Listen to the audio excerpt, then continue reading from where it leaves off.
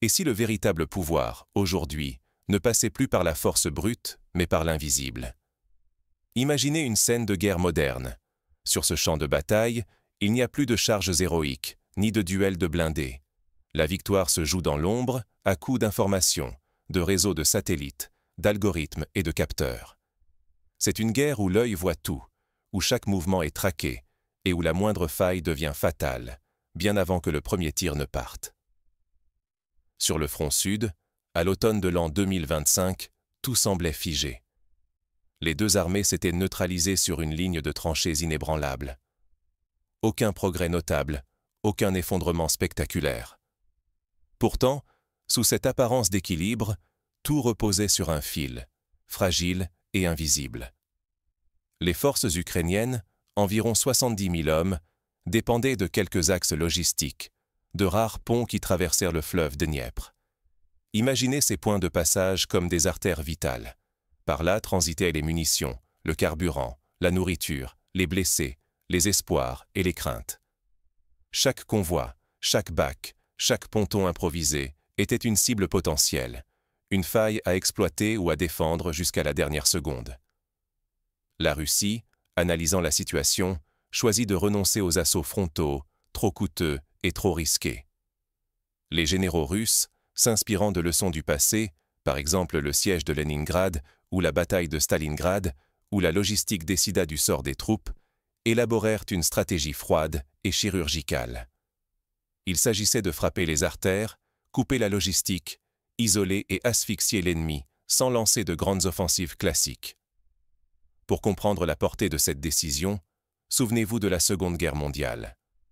Lors du siège de Stalingrad, ce n'est pas le nombre de chars qui fit la différence, mais la capacité à priver l'ennemi de ravitaillement. Les Allemands encerclés furent anéantis, non par la force brute, mais par la famine, le manque de munitions et l'effondrement du moral.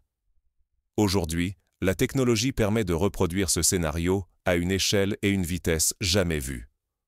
Au cœur de l'opération, surnommée « étranglement du Dniepr », se joue une révolution silencieuse. L'issue du conflit ne dépend plus du nombre de tirs, mais de la capacité à voir, à cibler, à anticiper. En automne 2025, une règle nouvelle s'impose. Gagner, c'est dominer l'information, la technologie et le temps lui-même. Plongeons dans les coulisses de cette mutation pour saisir comment la guerre a définitivement changé de visage.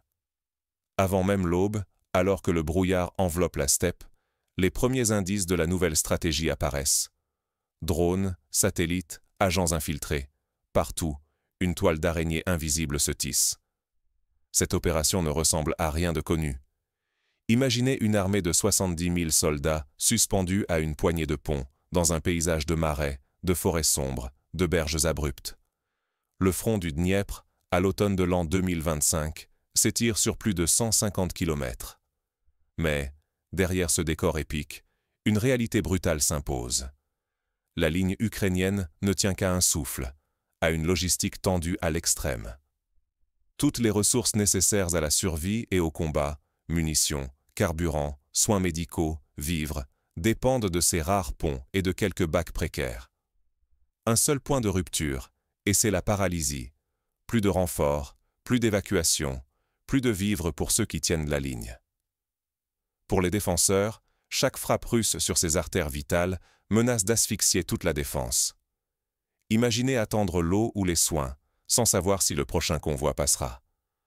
Chaque passage devient une question de vie ou de mort, pour les soldats comme pour les civils piégés. À titre de comparaison, pensez à la bataille de Dien Bien Phu, en 1954. Les Français, encerclés, dépendaient d'un ravitaillement aérien. Quand ce dernier fut coupé, la défaite devint inévitable. Ici, sur le Dniepr, ce sont les ponts qui jouent le rôle du ciel de l'Indochine. Leur destruction scelle le sort de tous ceux qui se trouvent de l'autre côté. Le commandement russe fait alors un pari audacieux. Oubliez l'assaut frontal. Au lieu de s'user contre des tranchées, Moscou vise l'isolement total, exploitant la géographie pour transformer la logistique ennemie en piège mortel. L'idée est simple, terrifiante dans son efficacité. Couper, bloquer, étouffer. Ce n'est plus une guerre de conquête, mais une guerre d'étouffement. derrière ces choix se joue bien plus qu'une bataille locale. La stabilité politique de l'Ukraine, la sécurité des civils, la perception internationale de sa capacité à résister, tout dépend du succès ou de l'échec de cette opération. Jamais la guerre n'a autant dépendu de l'information, de la technologie et de la coordination. Un seul faux pas, et l'équilibre bascule. Mais comment passer du concept à l'action? Comment faire de cette vision une réalité sur le terrain? C'est ici que la planification russe entre en scène, méthodique, implacable, inspirée par les grandes opérations du passé, mais armée des outils du futur. Quand chaque geste est surveillé en temps réel, comment rester en vie? Sur le front sud, la guerre du Dniepr a basculé. Les grandes charges de blindés appartiennent au passé. Désormais, l'information est l'arme fatale. Les Russes ont tissé un réseau de renseignements sans précédent. Dans l'espace, satellites optiques et radio épient la moindre anomalie sur les ponts, les routes, les berges. Au sol, des drones de surveillance, infatigables, sillonnent le ciel jour et nuit, traquant les convois camouflés, les bacs improvisés. Des agents infiltrés transmettent en temps réel les horaires de convoi, les caches secrètes, les failles invisibles sur une carte. C'est une chaîne continue de collecte, d'analyse et de frappe. Toutes ces données convergent dans un seul schéma de frappe-renseignement. Dès qu'un mouvement suspect surgit, la chaîne s'active. Détection, analyse, désignation, frappe. Quelques minutes suffisent pour réduire une colonne entière en carcasse fumante. La vitesse est devenue létale. Cette rapidité rappelle les doctrines de la guerre éclair, mais avec des moyens technologiques démultipliés. La vraie rupture, c'est l'intelligence artificielle. Un cerveau caché reconstitue sans cesse la logistique ennemie, anticipe les routes, devine les points de passage, recommande les frappes avant même que les humains ne comprennent le danger.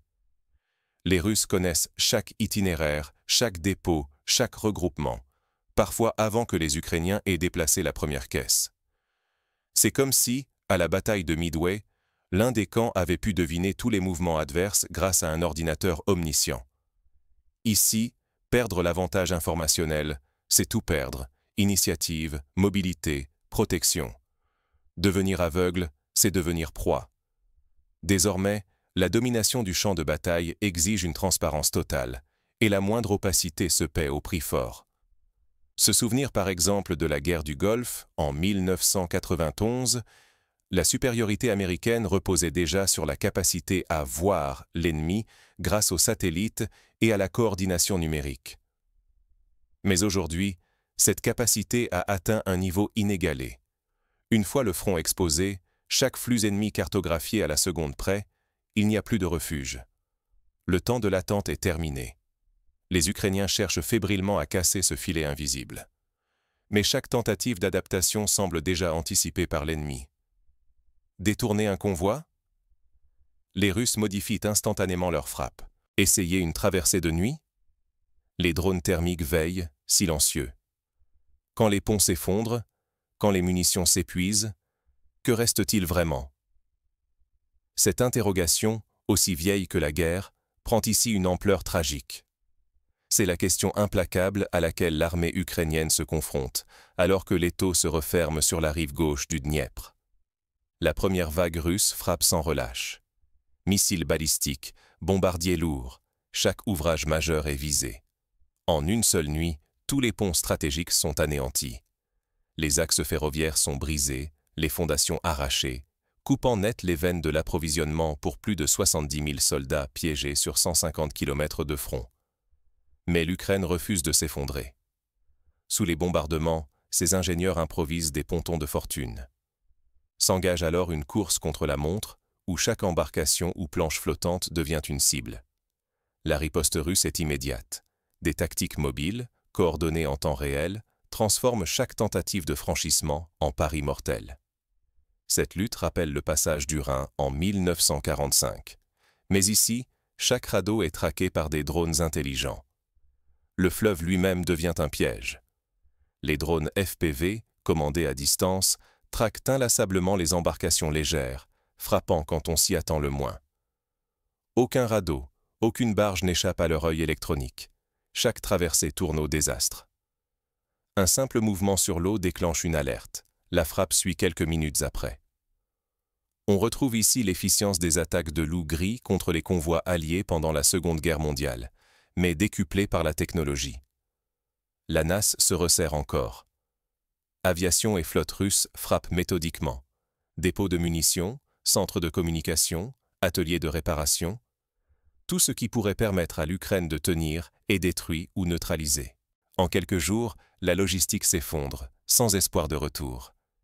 C'est une version accélérée du siège d'Alep en Syrie, où la privation l'emporta sur la bataille frontale. À chaque erreur, chaque hésitation, le chaos s'aggrave. L'armée assiégée n'a plus droit à l'erreur. Une seule mauvaise décision, et c'est l'étouffement. Les ordres deviennent confus, les lignes de communication sont brouillées, les chefs de groupe hésitent à prendre des initiatives. On observe des scènes de panique, des tentatives désespérées de franchissement, des abandons de positions sans combat. Mais l'asphyxie ne détruit pas que le ravitaillement. Elle infiltre le moral, la cohésion, la capacité de décision des soldats piégés sur la rive assiégée. Les témoignages font état de soldats démoralisés, de désertions, de conflits internes exacerbés par la faim et l'épuisement. L'histoire militaire regorge d'exemples où la rupture logistique a précédé la défaite morale. La retraite de Russie en 1812, la chute de Port-Arthur en 1905, ou encore la débâcle française en 1940. Ce n'est plus seulement une bataille de chars ou de missiles. C'est une guerre où l'information et la technologie décident du sort de milliers d'hommes. Sur le terrain, la force brute ne suffit plus. Sans carburant, sans munitions, une division blindée vaut à peine plus qu'une colonne de réfugiés. La technologie impose une nouvelle hiérarchie des forces, où l'agilité, la prévoyance et la capacité à voir l'invisible prennent le pas sur la masse. Quand la logistique s'effondre, c'est toute une armée qui s'écroule. Après le lancement de l'opération Étranglement du Dniepr, l'armée ukrainienne bloquée sur la rive gauche se retrouve privée de tout: munitions, carburant, soins médicaux. Chaque ressource devient un trésor presque impossible à obtenir. Les médecins improvisent des soins avec les moyens du bord. Les soldats rationnent leurs dernières cartouches. Les véhicules restent à l'arrêt faute de carburant. Rapidement, la pénurie frappe. Les dépôts sont à sec. Les convois restent immobiles. Le moral des soldats s'effondre jour après jour. Les blessés ne peuvent plus être évacués. Le matériel n'arrive plus. Les hommes désertent. Et les ordres du commandement ne font que semer la confusion. On observe des scènes de désespoir, des affrontements internes, une perte totale de confiance dans la hiérarchie. Partout, des tensions éclatent entre les groupes isolés, piégés sans espoir de renfort. La peur d'un encerclement grandit, tandis que l'impossibilité d'organiser une riposte paralyse toute initiative. La structure de commandement s'effrite, les décisions deviennent chaotiques, et la panique s'installe. C'est la mécanique du siège en accéléré, comme à Sarajevo ou à Grozny, mais orchestrée par des réseaux numériques. Fait frappant, la ligne de front recule sans qu'aucune offensive majeure n'ait été lancée. L'ennemi abandonne ses positions, vaincu non par la force, mais par la privation invisible. Désormais, la victoire ne se mesure plus en kilomètres conquis, mais par l'étouffement méthodique des flux logistiques. Le terrain n'est plus qu'un décor, la logistique impose sa loi. Ce principe avait déjà été entrevu lors de la guerre de Corée, lorsque la maîtrise des routes de ravitaillement changea le cours des batailles. Sur le plan stratégique, la Russie s'assure un nouveau front sans engager de combats urbains coûteux. L'effet psychologique est immédiat. L'ennemi doute de sa chaîne de commandement, la communauté internationale observe, stupéfaite, la défaite d'une armée par simple étranglement. Le message est brutal. Information, coordination et technologie écrasent la force brute. Ce n'est plus la terre conquise qui compte, mais la capacité à rendre l'adversaire inopérant. Un nouveau modèle de guerre apparaît. La supériorité informationnelle, le ciblage systématique et la capacité à désorganiser l'ennemi renversent la balance des forces. Les drones, satellites, réseaux de renseignement et rapidité d'analyse prennent le dessus sur le nombre de chars ou de soldats. L'asphyxie logistique devient l'arme maîtresse du XXIe siècle. Cette évolution rappelle la transformation de la guerre navale avec l'apparition des sous-marins et des porte-avions, un bouleversement complet de la hiérarchie des puissances. Mais le danger subsiste. Ignorer cette transformation, c'est risquer de répéter les mêmes erreurs face à un adversaire qui a compris la puissance de la guerre invisible. L'issue des conflits à venir dépendra de qui saura tirer les vraies leçons de l'opération étranglement du Dniepr. La mutation ne s'arrête pas là. L'impact de cette victoire dépasse le simple champ de bataille. Les états-majors du monde entier réévaluent désormais leur doctrine face à cette nouvelle réalité. Dans les académies militaires, des simulations reproduisent l'asphyxie logistique. Des formations se créent sur la guerre cognitive et la coordination temps réel. Les industriels développent des solutions pour la résilience logistique, l'automatisation des flux, la protection active des réseaux d'approvisionnement. Des scénarios prospectifs émergent. Et si demain, une cyberattaque paralysait la logistique d'une armée entière, avant même le premier coup de feu? Et si, dans un conflit en Asie, le détroit de Malacca venait à être coupé par une guerre de drones sous-marins, condamnant des millions de tonnes de fret à l'immobilisme? L'exemple du Dniepr devient un cas d'école, étudié dans les écoles de guerre du monde entier. Aujourd'hui, la puissance ne se mesure plus au rugissement des chars ou au tonnerre des obus. Ce qui change tout, c'est la capacité à voir, comprendre et agir en avance, la maîtrise absolue des flux, l'information instantanée, la coordination chirurgicale. Les armées investissent massivement dans les capteurs, les supercalculateurs, l'intelligence artificielle, la cyberdéfense. Les alliances se construisent autour du partage d'informations, plus que du partage d'armement. Prenez l'exemple du Dniepr. La force brute n'a pas brisé l'ennemi. C'est un filet invisible d'observation et de frappe qui a isolé, sectionné, puis vidé de sa force toute résistance. Chaque pont, chaque convoi, chaque tentative de ravitaillement était repérée, ciblée, puis neutralisée en un éclair. L'artillerie et les drones n'étaient que le bras armé d'une intelligence collective, nourrie par satellites, réseaux humains et algorithmes capables d'anticiper chaque mouvement adverse. Dans ce nouvel ordre, la puissance militaire ne s'évalue plus au nombre de canons ou à la taille des divisions. Elle repose désormais sur la lecture fine des flux logistiques, la capacité à les cartographier, les prévoir, puis les étrangler sans même affronter directement l'ennemi. C'est la victoire par asphyxie, lente et impitoyable, qui transforme des milliers de soldats retranchés en une force coupée, impuissante, oubliée du monde. L'enjeu n'est plus la conquête du terrain, mais la domination de l'information et des réseaux. Celui qui voit tout, comprend tout et agit le plus vite, impose sa volonté. Refuser de voir cette réalité, c'est risquer de tomber dans le piège d'un adversaire invisible, frappant là où vous ne l'attendez jamais. Les stratèges modernes parlent déjà de kill chain, de boucles ODA accélérées, observer, orienter, décider, agir, plus vite que l'ennemi. Demain, ce ne sont plus les chars les plus lourds ou les bombes les plus puissantes qui décideront de l'issue, mais ceux qui sauront anticiper, coordonner et figer l'autre avant même l'ouverture du feu. Fermez les yeux sur cette révolution et vous remettrez votre destin à ceux qui voient plus vite et plus loin.